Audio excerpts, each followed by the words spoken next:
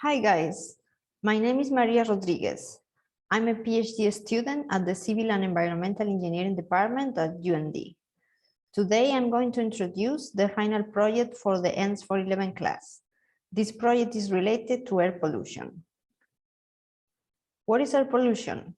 Air pollution is contamination of the indoor or outdoor environment by any chemical, physical, or biological agent that modifies the natural characteristics of the atmosphere and is detrimental to human health and the planet.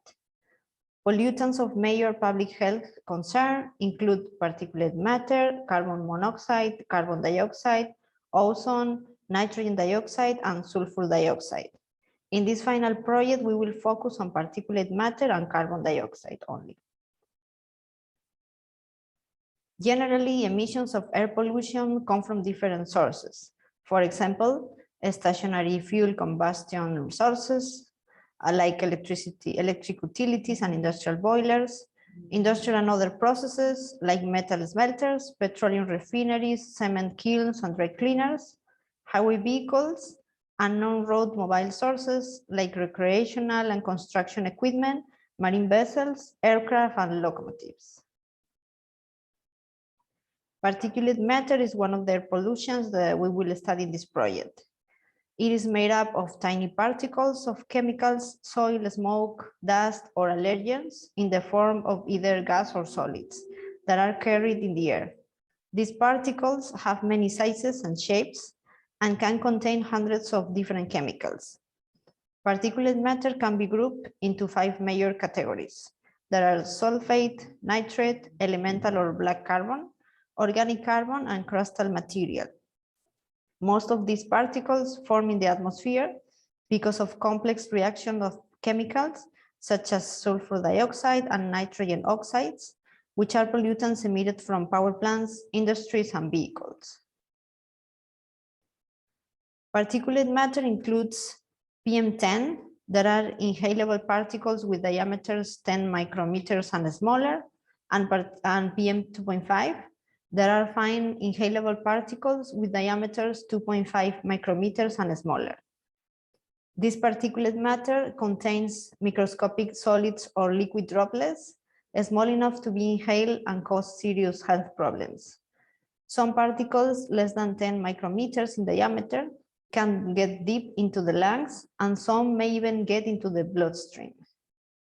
In 2020, a report from Harvard's School of Public Health showed that COVID-19 mortality rates in areas with more particulate matter pollution were higher than in areas with even slightly less pollution, showing a correlation between the virus's deadliness and long-term exposure to fine particulate matter.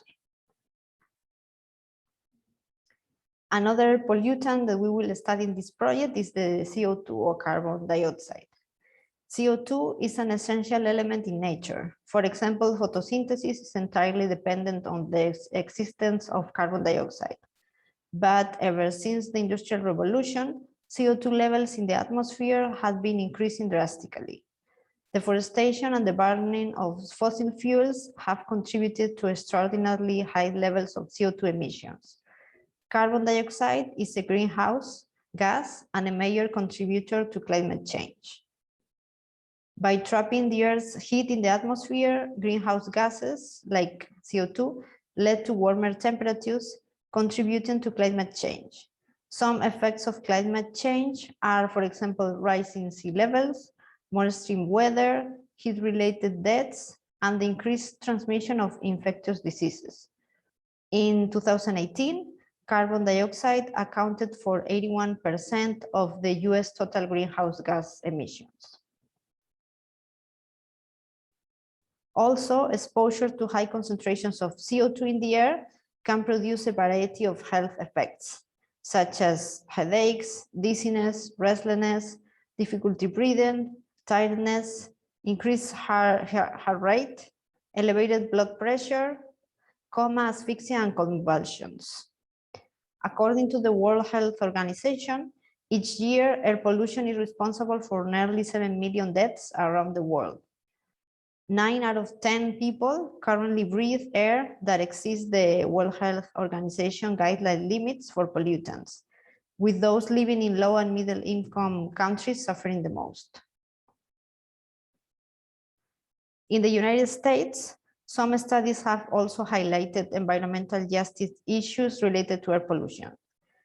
Because highways and polluting facilities have historically been in or next to low-income neighborhoods and communities of color, the negative effects of this pollution have been disproportionately experienced by the people who live in these communities. In 2019, the Union of Concerned Scientists found that particulate matter exposure was 34% higher for Asian Americans on average than for other Americans. For Black people, the exposure rate was 24% higher, and for Latinos, 23% higher. Environmental racism isn't limited to cities and industrial areas.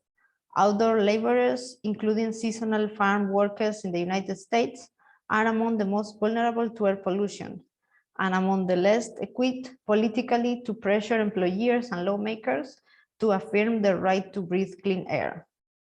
Recently, cumulative impact mapping, which uses data on environmental conditions and demographics, has been able to show how some communities are overburdened with layers of issues, like high levels of poverty, unemployment, and pollution.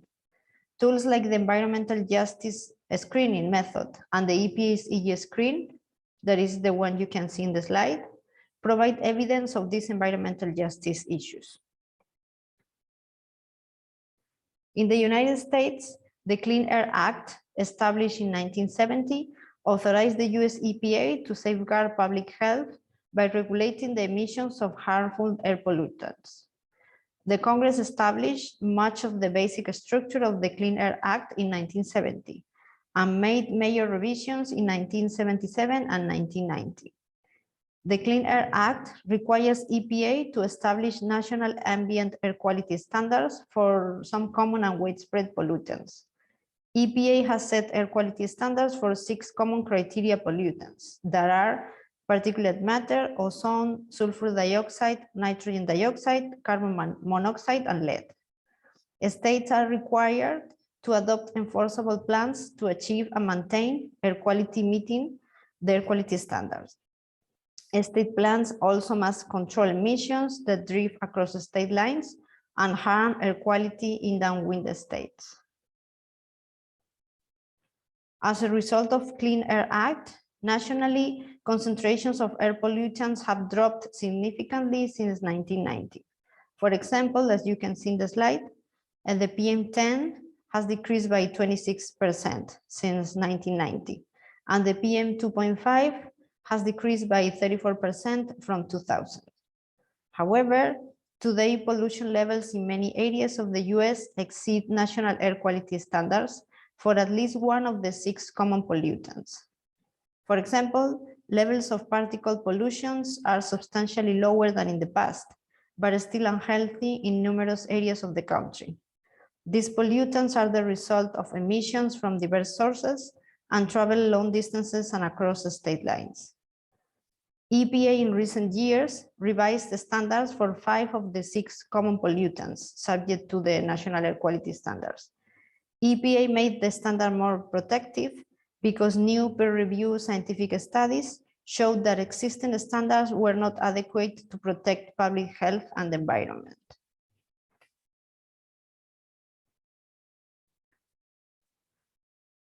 In 2019, US greenhouse gas emissions total 14.5 trillion pounds of carbon dioxide equivalents. This total represents a 2% increase since 1990, but a 12% decrease since 2005. For the United States, during the period from 1990 to 2019, emissions of carbon dioxide is the primary greenhouse gas emitted by human activities, increased by 3%. Among the various sectors of the US economy, electricity generation, mostly from power plants, accounts for the largest share of historical emission, that is 31% of total greenhouse gas emissions since 1990. Transportation has historically been the second largest sector, accounting for 26% of emissions since 1990. Recently, the US administration has announced a framework to achieve 50% reduction in greenhouse gas emissions below 2005 levels in 2030. From November 1st to November 12th, the 26th UN Framework Convention on Climate Change Conference of the Parties, also called COP26, was held in Glasgow, United Kingdom. The purpose of this conference was to bring together countries from around the world to accelerate action towards the goals of the Paris Agreement and the UN Framework Convention on Climate Change. During this conference, several announcements have been made to reduce greenhouse emissions and limit global warming to 1.5 degrees Celsius above pre-industrial levels.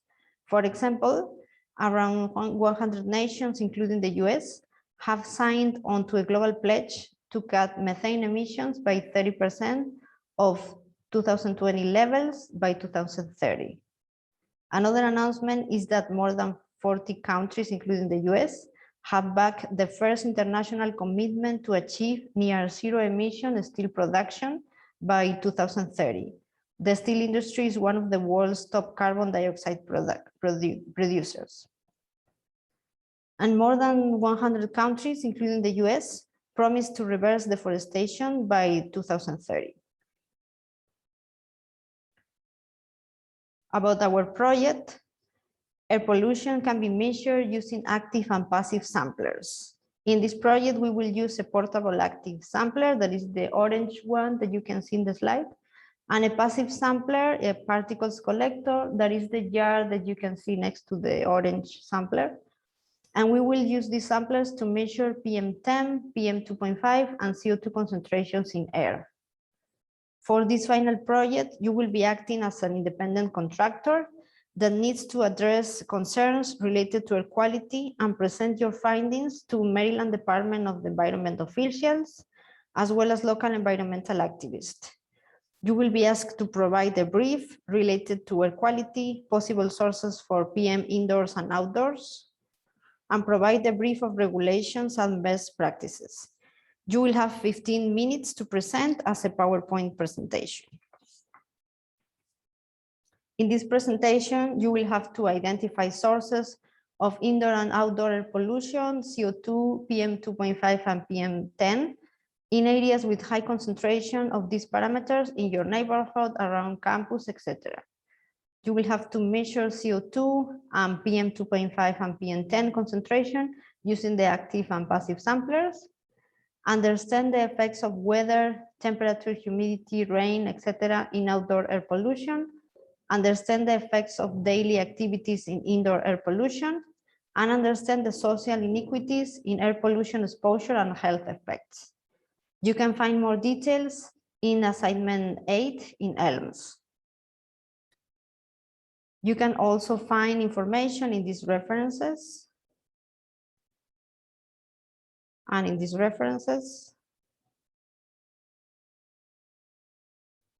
And if you have questions, feel free to email me. I will have office hours by request. Thanks for attending this lecture.